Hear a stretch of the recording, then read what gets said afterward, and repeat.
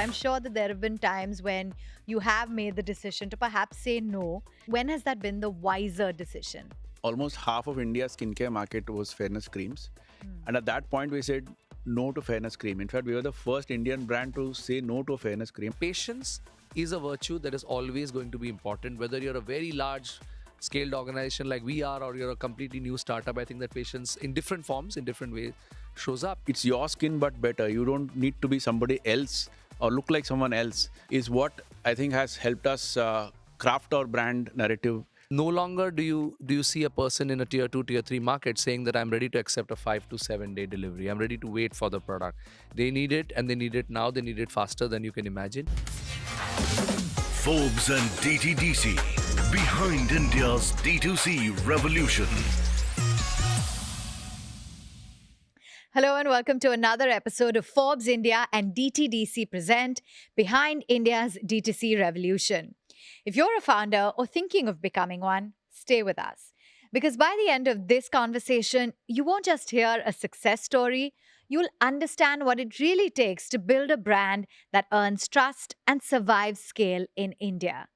So let's continue decoding the playbook for building and growing a D2C brand in India. In every episode, we bring perspectives from founders shaping the future of Indian consumption. Joining us again is Abhishek Chakraborty. He's the CEO of DTDC, bringing a front row view to how brands grow, struggle, and succeed across markets large and small. Today, the conversation moves into conscious beauty and the business of building transparency at scale. Joining us is Shankar Prasad, founder and CEO of Plum Goodness, among the early builders of India's vegan beauty movement, long before conscious consumption actually became mainstream. Thank you so much, gentlemen, for joining in. Thanks. And I'd like to start off with you, Shankar, and get in a perspective from you because we're talking about this before vegan beauty, clean beauty actually became mainstream. You decided to delve into this market. What Right. made you confident that customers would actually care before the data proved that they would? So typically, if you see the beauty industry, a lot of the trends that you see in the West are nowadays increasing in the Far East, coming to India. And when I used to see trends happening in the West, people were reading ingredient lists. People were, first of all, asking for ingredient lists, reading them well, looking for where the ingredients were coming from, asking for safety certificates, asking for clinical proof of what is being sold to them.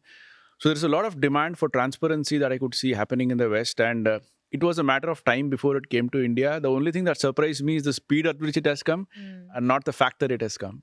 So it's happened a lot sooner, thankfully for us, than I expected. So it's been a great sort of early start for us that way. Absolutely ahead of the curve in a certain sense. And, Abhishek, over the course of your career, there have been a number of brands, digital brands as well, that have really scaled across India. When did you realize that founders are not just looking at the traditional and the offline models and that they are looking at scaling? See, I think the growth of the D2C space, the growth of categories such as the one Shankar represents, have all emerged as the e-commerce revolution also began. Because as long as the world was only an offline world, you were always dominated by the big, large global MNC corporations who had their products, or maybe the larger Indian brands that did that. I think once the e-commerce revolution began, people started realizing that the level of assortment, the level of choice, the level of reach can now be at a very different scale. COVID only took it and put it on steroids and took it to another level. I think the post-COVID era is seen the real emergence of D2C brands, exploring categories, putting the communication out there to consumers about what's available, and then the ecosystem of logistics and supply chain, which players like us have been able to help create together with brands, which is allowing those products and capabilities to be accessible. So I think the combination of these forces is the one that made it quite clear. And as a couple of success stories start coming out, every other person who might have been thinking about it but did not quite have the confidence to do it, I think really is going out there and exploring themselves. Absolutely. And that's what this episode as well is all about, to encourage those who have that in them. And, let me get in your take, Shankar, because India as a market is not easy. You've got different skin tones, you've got pollution, humidity. All of it seems to be one India, but like mini little markets. So when you moved beyond the metros, when you started servicing all of these different markets, what was it like catering to these consumers?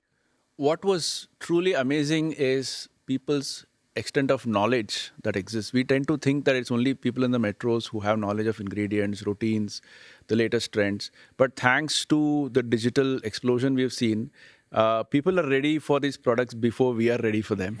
So there's a lot of demand coming from towns and cities where people are saying, why are you not doing this? Why are you not adding this ingredient? Why are you not combining A and B and giving us something that we've been looking forward to? In fact, some of the best products that we have launched have come as ideas from our customers.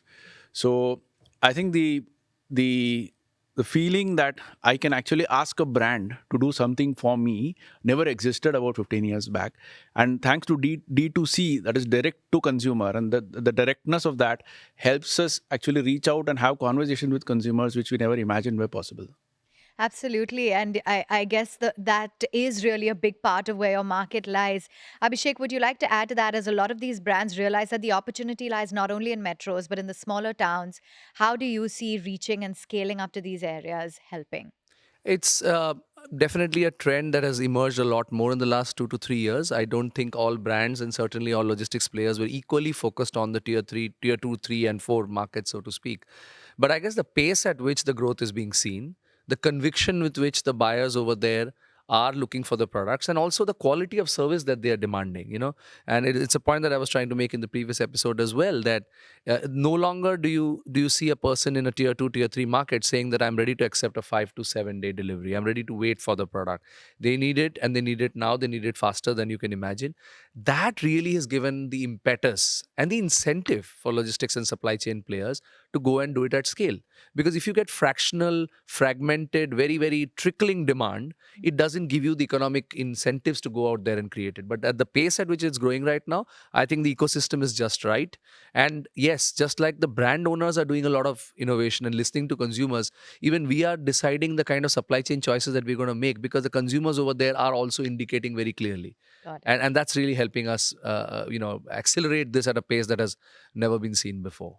Absolutely. And I assume then that, Shankar, there is a need to cater to these hyper local needs. So at a time when you're doing that, how do you innovate centrally? I'm sure it would be with the help of, logistics partners as well that enable you to do so. Yeah, thankfully in skincare, uh, while the environment plays a role, it's also about the skin types that play a role. So most of the time when we are formulating, we are keeping in mind a combination of skin type and environment. India, for the most part, I think for about 8 months of the year, in most parts of the country is hot and humid, right? Except for 4 months of extreme humidity or extreme dryness, depending on where you live. So for us, it's a great journey to be able to imagine a consumer in Kerala, for example, in the monsoons, or up north in the winter, or in the northeast in the winters, which is extremely dry. So the combination of skin type and the kind of zones that people live in is how we typically tend to formulate our products. We're fully aware that that is why we have a range of products. We're fully aware that not every product will suit everybody under every conditions. We have consumers even shifting products as the seasons progress, right? Somebody moves from a gel moisturizer to a heavier cream during winter, and I'd much rather that they continue to use a plum moisturizer than some other moisturizer. So we keep formulating for a variety of needs, which is why skincare brands tend to have a lot of SKUs, Yeah. because the needs are as diverse as people are. Absolutely. Needs are as diverse. And, Abhishek, I'm sure that a lot of these smaller markets are behaving like tomorrow's growth engines. Can you tell us which are some of the smaller markets that you've known that are really going to fuel growth ahead? See, I think a lot of the growth of these markets is also related to the overall economic capability, accessibility, and Yes. the kind of economic impetus that is coming in over there. And yes, to that extent, India's demographic changes are not always what I would like to call homogeneous. They are heterogeneous.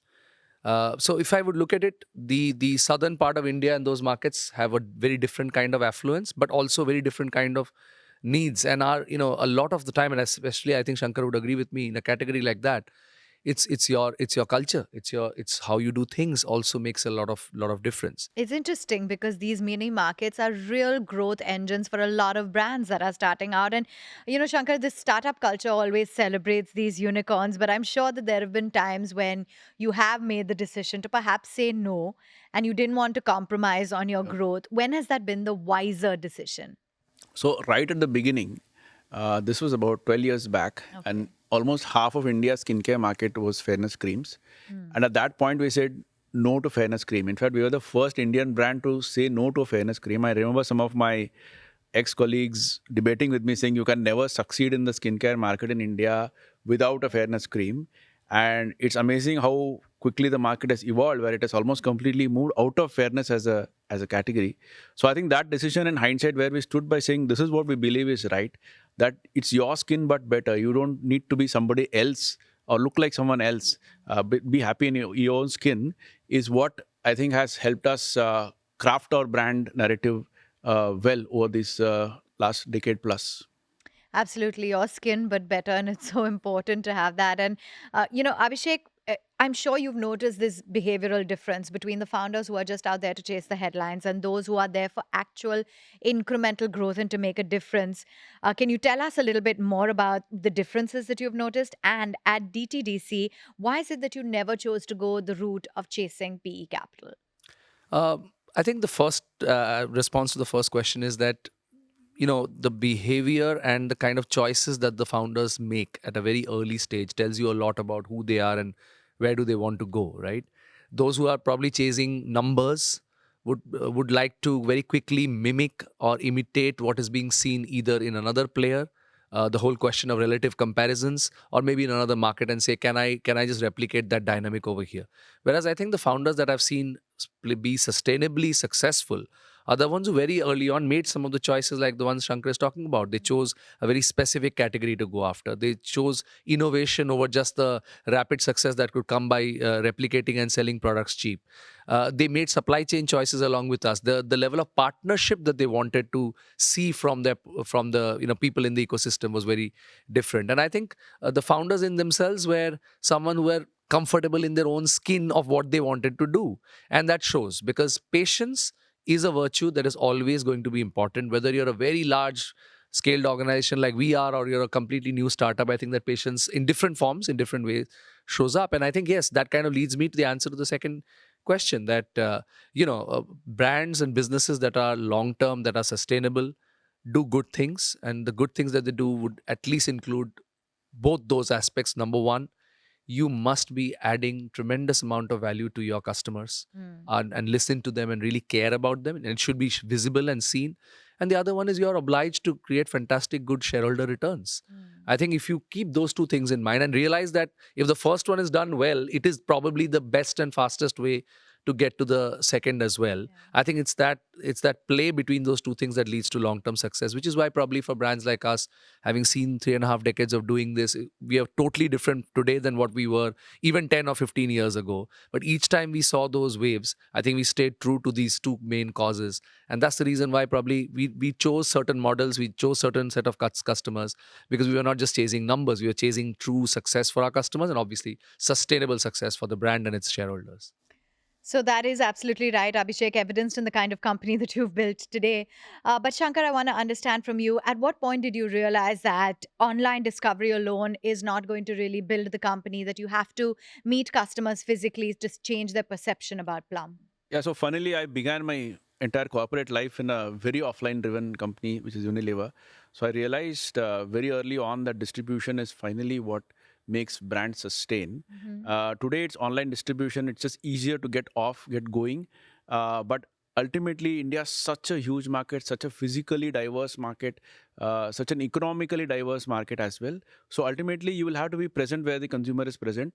And right around 2017, which was about 3 or 4 years after we started receiving calls from retailers saying, why don't you give us stuff for us to sell? And that's when we realized, okay, hang on, we have this product market fit here. We have retailers finally asking us if they can stock Plum. Because ultimately, getting distribution right is all about also getting demand right. If your demand is not there, your distribution is not going to work. So when we got our demand right is when we realized we can do distribution well. And that's what we've been building and continuing to build on the offline space. Yes, absolutely. That is a very critical part of a business, getting that distribution right. And Abhishek, when brands decide to actually go the omni-channel route, what are some of the complexities that actually emerge when they're looking at warehouses, stores, homes, all simultaneously?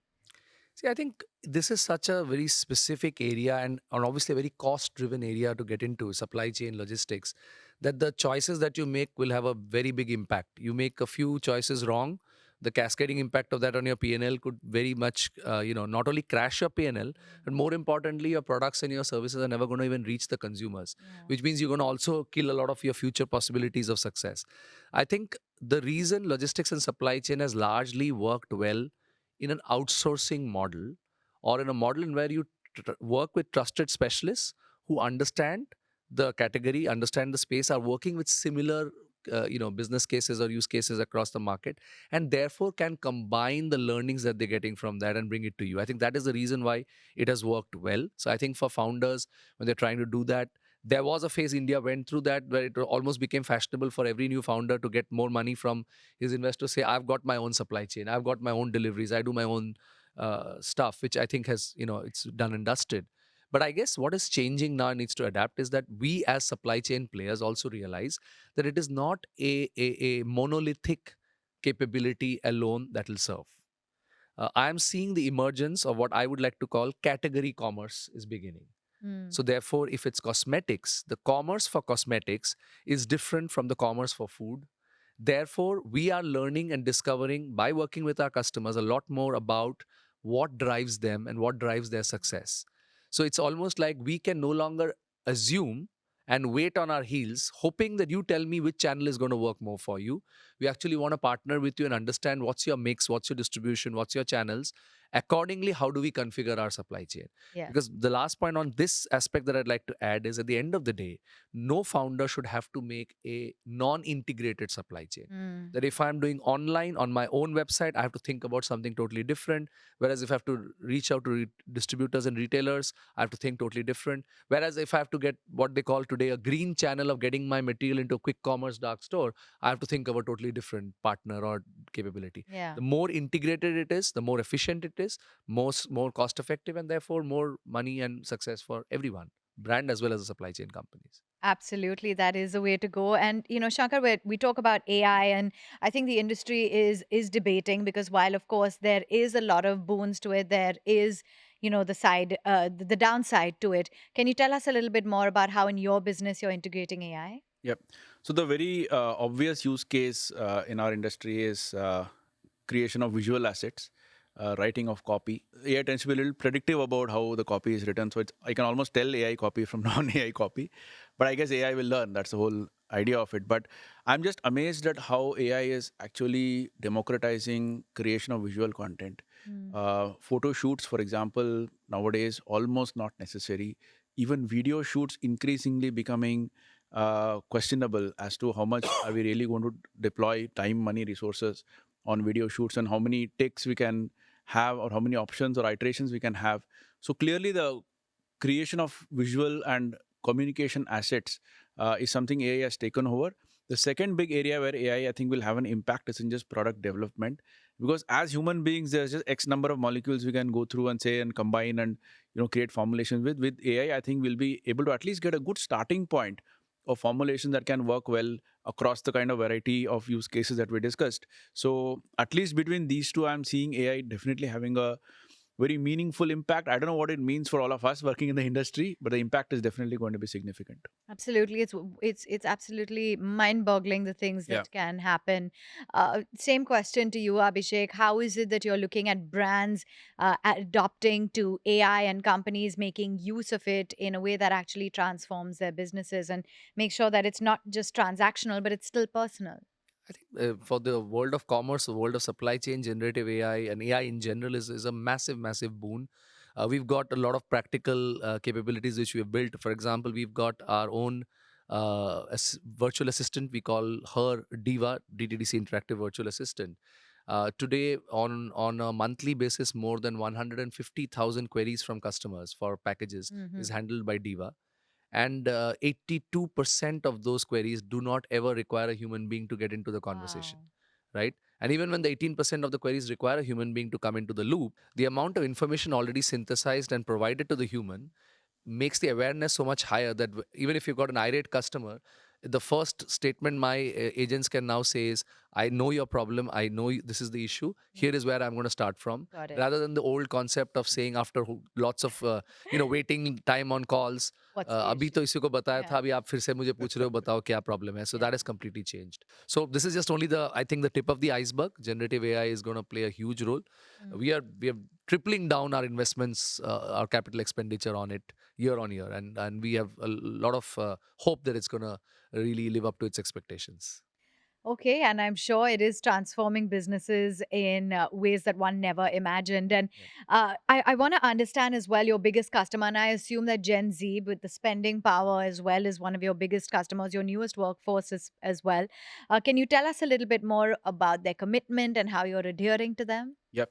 So Gen Z has, first of all, very strong opinions about things, and they're not afraid to voice them. Yeah. That's number one. Number two is they seek clarity. They also seek joy in what they do. So if you just give it to them as a regime or a regimen saying, apply this twice a day, follow it up with something else, it's too boring for them. You have to make things interesting. You have to make everything as close to an experience as possible. And it's also about the shareability of their experience with their peers and whoever else they're sharing things with. So I think a combination of just being clear, correct, direct about what you're saying, being transparent about what you're saying, making it an experience that is worth remembering and sharing for them, that I think covers 3/4 of the distance. With Gen Z, the remaining we're still trying to figure out. Yes, absolutely. They're a tough one to crack, but let's get into the rapid fire. Are you ready? Well, Okay. yeah. Quick, snappy answers. Sure. Shankar, who is your toughest critic? It's me, myself. Okay, great. Abhishek, your single biggest learning in your career? Stay humble, stay grounded. Never assume that you know everything, and more importantly, listen to your own customers, your own people. They teach you far more than any management guide or books can give you. Okay, customer comes first. One business decision, Shankar, that you got very wrong. Expanding into too many categories. Okay. What about you? What do you think is harder to recover from, hiring the wrong leader or entering the wrong market? Hiring a wrong leader. Way, way more difficult. If you have got good people, they'll even solve the problem of getting into the wrong market. But the other one is not Plus easy. one. Fix Plus ever. one on that. Ever. Absolutely. People are the most important. When was the moment that you realized that you had actually made it? So there used to be a customer who called me directly to place an order. I used to handle customer support at that time. We were very, very small and have a team Yeah. also. So it's when that customer used to call me, I think the 10th or 11th month, she used to call me for the same product. Every month she used to order the same green tea face mask. That's when I realized, we're getting somewhere. Yeah. Okay, if you could give one brutally honest piece of advice to a founder who's looking to start out or who's just made it, what would you say, Abhishek? Think of yourself as a pirate, a buccaneer out in the open seas without even having a map. They're going to be rough, choppy waters as much as they're going to be beautiful, lovely islands and of sunshine. Yeah. Enjoy the journey more than the destination is one thing I'd like to tell every founder. Wonderful. And on that positive note, gentlemen, we will wrap it up. It's been a pleasure interacting with the both of you. Abhishek, Shankar, thank you so much for joining us today. Pleasure's all mine. Thank you. So I think today's conversation really shows how D2C founders navigate India's diverse markets, balancing transparency, ethics, local consumer needs, and technology to actually build trusted, scalable brands. Thank you for watching Forbes India and DTDC present Behind India's D2C Revolution. Stay tuned for more insights and from the founders and innovators who are redefining India's D2C landscape. Forbes and DTDC. Behind India's D2C revolution.